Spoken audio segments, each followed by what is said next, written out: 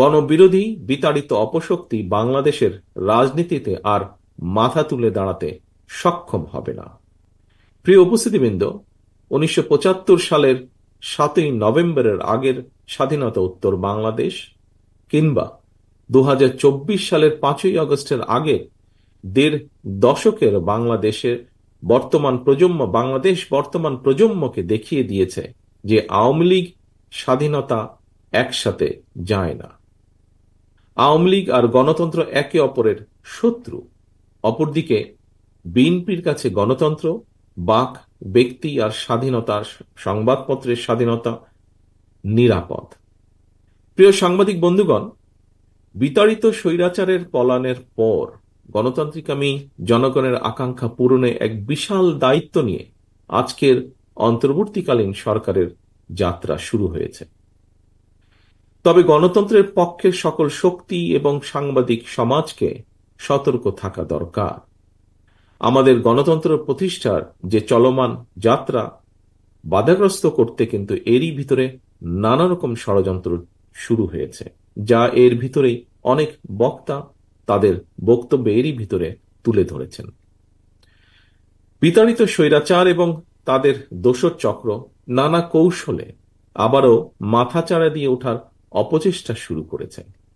অপশক্তি দেশের ভেতরে এবং বাইরে থেকে বাংলাদেশের পক্ষের শক্তির মধ্যে ভুল বোঝাবুঝি সৃষ্টির পায়তারায় লিপ্ত হয়েছেন। তবে সবাই যদি আমরা সতর্ক থাকি, বাংলাদেশের পক্ষের শক্তির মধ্যে ভুল বোঝাবুঝির অবকাশ থাকবে না বলেই আমি দৃঢ়ভাবে বিশ্বাস করি। পলাতক মাফিয়া সরকার গত দেড় দশকে বিএনপি সহ বিভিন্ন দল ও মতের হাজার হাজার মানুষকে হত্যা করেছিল, শত শত নেতাকর্মীকে গুম অপহরণ করেছিল। বিএনপির 50 লক্ষেরও বেশি নেতাকর্মীর বিরুদ্ধে প্রায় 1.5 লক্ষ মামলা দিয়েছিল। লক্ষ লক্ষ নেতাকর্মী, বিএনপি সহ বিভিন্ন বিরোধী দলের লক্ষ লক্ষ নেতাকর্মী ঘর ছাড়া হয়েছিলেন। অকারণে, বিনা কারণে, বিনা অপরাধে mother of democracy Begum Khaleda জিয়াকে 5 বছরও বেশি সময় কারাবন্দী করে রাখা হয়েছিল। পলাতক স্বৈরাচারের নির্দেশে শুধু জুলাই আগস্টে গণ অভ্যুত্থানে কমপক্ষে 2000 ছাত্র জনতাকে শহীদ করা হয়েছে। কমপক্ষে 30,000 মানুষকে করা হয়েছে আহত। গণ অভ্যুত্থানের এই সময় শুধুমাত্র বিএনপি এবং এর অঙ্গ সহযোগী সংগঠনের শুধুই মাত্র 4 শতাধিকেরও বেশি নেতাকর্মী শহীদ হয়েছেন।